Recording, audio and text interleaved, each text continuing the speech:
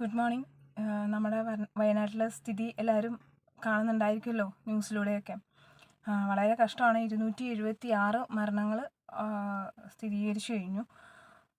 276 മരണം, 200ഓളം ആൾക്കാരെ ലഭിക്കാനുണ്ടെന്ന് പറഞ്ഞു. 200ഒന്നും അല്ല, കാര്യം നന്നായി ആൾക്കാർ താമസിക്കുന്ന ഒരു സ്ഥലമാണ്. അപ്പം അത്രത്തോളം ഉണ്ട്. എന്താണ് മനുഷ്യ ശരീരം ഇങ്ങനെ കോരി ഇങ്ങനെ എടുത്തിട്ട് ഒരു മുണ്ടിലൊക്കെ വലിച്ച് കെട്ടിക്കൊണ്ട് പോകുന്നതൊക്കെ എല്ലാവരും കണ്ടു കാണും അല്ലേ? എത്ര കഷ്ടമുള്ള ഒരു അവസ്ഥയാണ്. നമുക്കിവിടുന്ന് ചെയ്യാൻ പറ്റുന്നതെല്ലാം നമ്മളെ കൊണ്ട് പറ്റുന്നതിനപ്പുറത്ത് സാധനങ്ങൾ, വസ്ത്രങ്ങളായിക്കോട്ടെ, ഭക്ഷണ സാധനങ്ങളായിക്കോട്ടെ, നമ്മൾ കോഴിക്കോട് എത്തിച്ചിട്ടുണ്ട്. അതുപോലെ നിങ്ങൾ ഓരോരുത്തരും നിങ്ങളെ കൊണ്ട് പറ്റുന്നത് ചെയ്തിട്ടുണ്ടാവും എന്നറിയാം. ഒരു അഭ്യർത്ഥനയാണ്. ഒരു 500 രൂപ നിങ്ങൾ ഒരാൾ മാറ്റി വെച്ചിട്ട് അങ്ങനെ നിങ്ങളൊരു 25 പേരോ 50 പേരോ ചേർന്ന് കഴിഞ്ഞാൽ നന്നായി നിങ്ങൾക്ക് സഹായിക്കാൻ പറ്റും. നമുക്കൊരു ആത്മസംതൃപ്തി ഉണ്ടാവും. നമ്മുടെ നാടിന് വേണ്ടി നല്ല മനുഷ്യരും നല്ല മണ്ണും, അതാണ് വയനാട്.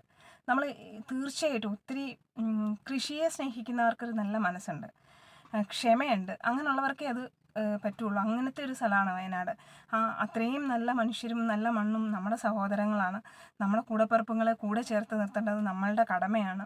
നമ്മൾക്ക് ഒരുപാട് പറ്റില്ല, നമുക്ക് പറ്റും. നമ്മുടെ പരിമിതികൾക്കുള്ളിൽ നിന്ന് സഹായിക്കാൻ പറ്റുന്നത് എല്ലാവരും ചെയ്യണം. നമുക്ക് ചെറിയൊരു തുക ആയിക്കോട്ടെ, ചിലപ്പോൾ നിങ്ങൾ കൊടുക്കുന്ന ഒരു 500 രൂപയോ 100 രൂപയോ ഒക്കെ ഒരുപാട് പ്രയോജനപ്പെടും. നമ്മൾ വിചാരിക്കും നമ്മളുടെ 100 രൂപയല്ല 500 രൂപ എന്താകാനാണ്. അല്ല, നിങ്ങളുടെ 500 രൂപയായാലും 100 രൂപയാണെങ്കിലും 50 രൂപയ്ക്കും ഇപ്പം നല്ല വാല്യൂ ഉണ്ട്. അപ്പോൾ അവർക്ക് വസ്ത്രവും ഭക്ഷണവും നമുക്ക് പറ്റുന്നത് നമ്മൾ കോഴിക്കോട് എത്തിച്ചിട്ടുണ്ട്. നിങ്ങൾ ഓരോരുത്തരും നിങ്ങളുടെ എല്ലാവരുടെയും സ്ഥലത്ത് കളക്ഷൻ പോയിൻറ്റ്സ് ഉണ്ടാവും. എന്തെങ്കിലും നിങ്ങൾക്ക് അതിനെക്കുറിച്ച് അറിയണം എന്നുണ്ടെങ്കിൽ എനിക്ക് മെസ്സേജായിട്ട് ഇട്ടാൽ മതി, ഞാൻ അതിൻ്റെ ഡീറ്റെയിൽസ് തരാം. നമ്മൾക്ക് നാളെ നമ്മുടെ സ്ഥിതിയൊന്നും അറിയില്ല. അപ്പോൾ ഈ ഒരവസ്ഥയിൽ ഒരിക്കലും ഇനിയും കേരളം എത്താതിരിക്കട്ടെ എന്ന് നമുക്ക് പ്രാർത്ഥിക്കാം. എത്രയും പെട്ടെന്ന് വീണുന്നത് കണ്ടില്ലേ? വീടുകളൊക്കെ എന്ന് വെച്ച് കഴിഞ്ഞാൽ 2 ആളടി പൊക്കത്തിൽ മണ്ണും ചെളിയും വീണ് കിടക്കുക. അപ്പോൾ ഈ 2 ആളടി ഹൈറ്റ്, അതായത് നമ്മളുടെ ഒരു റൂമിൻ്റെ പകുതിക്ക് മുകളിൽ ചെളി വീണിങ്ങനെ കിടക്കുക. അതിൻ്റെ അടിയിൽ മനുഷ്യന്മാരുണ്ടോ ഇല്ലയോ, എന്താണ് അവസ്ഥ? ജീവനോടെന്ന് നമുക്ക് പറയാൻ പറ്റുമോ? അതിൻ്റെ അടിയിൽ എങ്ങനെ ജീവനോട് ഒരു ചെളിയാണ്, മണ്ണും ചെളിയും വന്ന് അടിഞ്ഞുകൂടി കിടക്കുകയാണ്. 10ഓ 30ഓ വീടുകളെ കഷ്ടി അവിടെ ഉള്ളൂ, വലിയ വീടുകൾ. അതും ഭാഗികമായിട്ട് നഷ്ടപ്പെട്ടിട്ടുള്ള അവർക്ക് പുനരധിവാസം അത് അത്യാവശ്യമാണ്. അവരെവിടെ താമസിക്കും? ഇനിയും അവരെ അവിടെ നമ്മൾ കൊലയ്ക്ക് കൊടുക്കാൻ ഇട്ട് കൊടുക്കരുത്. അതിന് സർക്കാർ വേണ്ടുന്ന നടപടികൾ സ്വീകരിക്കണം. അതിന് നമ്മൾ സാധാരണക്കാർ, നിങ്ങൾ ഓരോരുത്തരും, ഇപ്പോൾ ഈ വീഡിയോ കാണുന്ന നിങ്ങൾ ഓരോരുത്തരും ഇതിനു വേണ്ടി സംസാരിക്കണം. നമ്മളെ കൊണ്ട് പറ്റുന്ന രീതിയിൽ സംസാരിക്കുക, സഹായിക്കുക, അതൊക്കെ നമ്മളെ കൊണ്ട് പറ്റുള്ളൂ. അതെല്ലാം നിങ്ങളെ ഓരോരുത്തരും ചെയ്യണം. ഞാൻ പറഞ്ഞില്ലേ, വയനാടിൻ്റെ ആ നല്ല മനുഷ്യരും നല്ല മണ്ണും നമുക്ക് നഷ്ടപ്പെടാതെ ഇരിക്കട്ടെ. നമ്മൾ മഞ്ഞ് പെയ്ത് നിൽക്കുന്ന വയനാടിനെ കണ്ടു കഴിഞ്ഞാൽ എന്ത് സുന്ദരിയാണെന്നറിയോ? ആ നാട് നമ്മളിപ്പോൾ ഈ ഒരു അവസ്ഥയിൽ കാണുമ്പം നമുക്ക് ഒരുപാട് സങ്കടം തോന്നുന്നുണ്ട്. നിങ്ങൾക്ക് എല്ലാവർക്കും സങ്കടമുണ്ട്. ശരിക്കും പറഞ്ഞാൽ ഇന്നലത്തെ ദിവസം ഞാൻ ന്യൂസ് കണ്ടിട്ടില്ല. കാര്യം ന്യൂസ് പകൽ കാണാനുള്ള ഒരു മാനസികാവസ്ഥയില്ല. ഇന്നലെ നമ്മൾ കളക്ഷൻ പോയിൻറ്റിൽ സാധനങ്ങൾ എത്തിക്കുന്നുള്ള കാര്യങ്ങളും തിരക്കുകളും ഒക്കെ ആയിരുന്നു. ന്യൂസൊക്കെ ഇന്നലെ വൈകുന്നേരം കണ്ടു കഴിഞ്ഞപ്പോൾ പിന്നെ രാത്രിയിൽ ഉറങ്ങാൻ പറ്റുന്നില്ല. ഇത് കണ്ടു കഴിയുമ്പോൾ പിന്നെ നമുക്ക് കണ്ണടയ്ക്കുമ്പോൾ എന്തൊക്കെയോ സൗണ്ട്, കണ്ണുകൾ അടയ്ക്കുമ്പോൾ ഉറങ്ങാൻ കിടക്കുമ്പോൾ ഈ ന്യൂസൊക്കെ കണ്ടിട്ട് ഉറങ്ങാൻ കിടക്കുമ്പോൾ എന്തൊക്കെയോ ഇടിഞ്ഞ് വീഴുന്ന പോലെയോ എന്തോ ഭയങ്കര സൗണ്ട് കേൾക്കുന്ന പോലെ എന്തൊക്കെയോ മനസ്സിനൊരു ഇതാകുകയാണ്.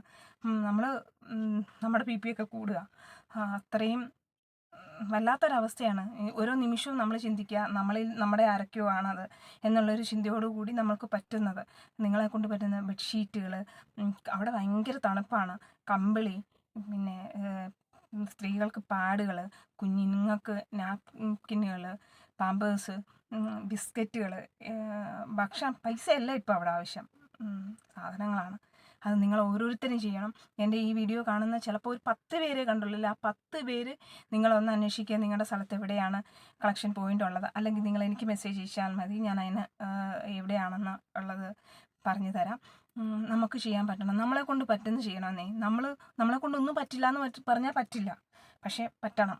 പറ്റുന്നതൊക്കെ നമ്മൾ ചെയ്യണം. നമ്മളെ കൊണ്ട് നമ്മളുടെയൊക്കെ ആയുസ് വളരെ കുറവാണ്. നമ്മളൊക്കെ ഇനിയിപ്പം ജീവിച്ച അത്രയും കാലം കൂടി ഇനി ഉണ്ടാവും, ഒന്നും പറയാൻ പറ്റത്തില്ല. ഒരു സ്റ്റെബിലിറ്റിയും ഇല്ലാത്ത ഒരു ജീവിതമാണ് നമ്മുടേത്. അപ്പോൾ നമുക്ക് ചെയ്യാൻ പറ്റുന്ന സഹായങ്ങൾ ദൈവം കാണുന്നുണ്ട്, നമ്മൾ ചെയ്യുന്ന നന്മകൾ. നമ്മൾ വാക്കിലും പ്രവൃത്തിയിലും അവർക്ക് എന്ത് നമുക്ക് ചെയ്യാൻ പറ്റുന്നോ അത് നിങ്ങൾ ഓരോരുത്തരും ചെയ്യണം. ഉടുതുണിക്ക് മറുതുണി ഇല്ലാത്ത അവസ്ഥയെന്നൊക്കെ കേട്ടില്ലേ, ആ ഒരു അവസ്ഥയാണ്. സ്ത്രീകളൊക്കെ ഇട്ടിരിക്കുന്നുണ്ടല്ലേ, അവനവൻ്റെ ഇതിലല്ലാത്ത കുറേ വലിച്ചു വാരി എന്തോ സാധനങ്ങളൊക്കെ ഇട്ടിട്ട് ഒരച്ഛൻ കരയുന്നുണ്ട്. പുള്ളി ഇവിടെ ഈ ഒരു അവസ്ഥയാണ്, ഇങ്ങനെ മണ്ണിടിച്ചിലുണ്ടായി എന്ന് പറഞ്ഞിട്ട് അടുത്ത സെക്കൻഡിൽ പുള്ളി ആ ഒരു ഷോട്ടിൽ എൻ്റെ വീഡിയോയിൽ കിടപ്പുണ്ട്. അദ്ദേഹം പറയാണ് എൻ്റെ മോളെ കാണുന്നില്ലെന്ന്. പൊട്ടിക്കരയുക ഒരു മനുഷ്യൻ. ആ മനുഷ്യൻ്റെ അവസ്ഥയൊന്ന് ആലോചിച്ച്. ഞാൻ എന്താ പ്രാർത്ഥിക്കുന്നതെന്ന് അറിയാം. ഇപ്പം ഒരു വീട്ടിൽ 5 6 അല്ലെ 4 പേരുണ്ടെങ്കിൽ ഒരാളെ വെച്ചിട്ട് ബാക്കിയുള്ളവർ പോകരുത്. അങ്ങനെ മൊത്തം പേര് പോകണം. ഈ ഒരാളുടെ അവസ്ഥ, ഈ ബാക്കി എല്ലാവരും പോയിട്ട് ഒരാൾ പോകാതിരിക്കുന്ന അവസ്ഥയുണ്ടല്ലോ, അത് ഭയങ്കര സഹിക്കാൻ പറ്റാത്ത. നിങ്ങളൊന്ന് ആലോചിച്ച് നോക്കി. നമ്മുടെ എല്ലാവരും പോയിട്ട് നമ്മൾ മാത്രം എന്തിനാ അങ്ങനെ? ഞാനത് പ്രാർത്ഥിക്കുന്ന തെറ്റാണോ എന്ന് അറിയില്ല. ഞാൻ എന്നാലും പറയുന്നത്, പോവുകയാണെ എല്ലാവരും ഒരുമിച്ച്, അല്ലാതെ ഒറ്റയ്ക്കിടരുത്. ആ ഒറ്റയ്ക്കിടുന്ന മനുഷ്യൻ്റെ അവസ്ഥ എന്ന് കൊച്ചു കുഞ്ഞുങ്ങളൊക്കെ ഉണ്ടെന്നേ, കുഞ്ഞു മക്കളൊക്കെ, പാല് കുടിക്കുന്ന കുഞ്ഞുങ്ങളൊക്കെ ഒന്ന് ആലോചിച്ച് നോക്കിക്കേ. നമ്മുടെ മക്കൾക്ക് അതുങ്ങൾക്ക് എന്തറിയാം? വെള്ളം കൊടുത്താൽ കുടിച്ചാൽ കരച്ചിൽ നിർത്തുന്ന പ്രായം പോലും അല്ലാത്ത മക്കൾ, മുലപ്പാൽ വേണ്ടുന്ന കുഞ്ഞുങ്ങൾ, മക്കളില്ലാത്ത, ഭാര്യയെ നഷ്ടപ്പെട്ട ഭർത്താവ്, അച്ഛൻ, ഒക്കെ വല്ലാത്തൊരവസ്ഥയാണ്. ഭീകരമാണ് കേട്ടോ, ഭീകരം എന്ന് വെച്ച് കഴിഞ്ഞാൽ ഭയാനകം.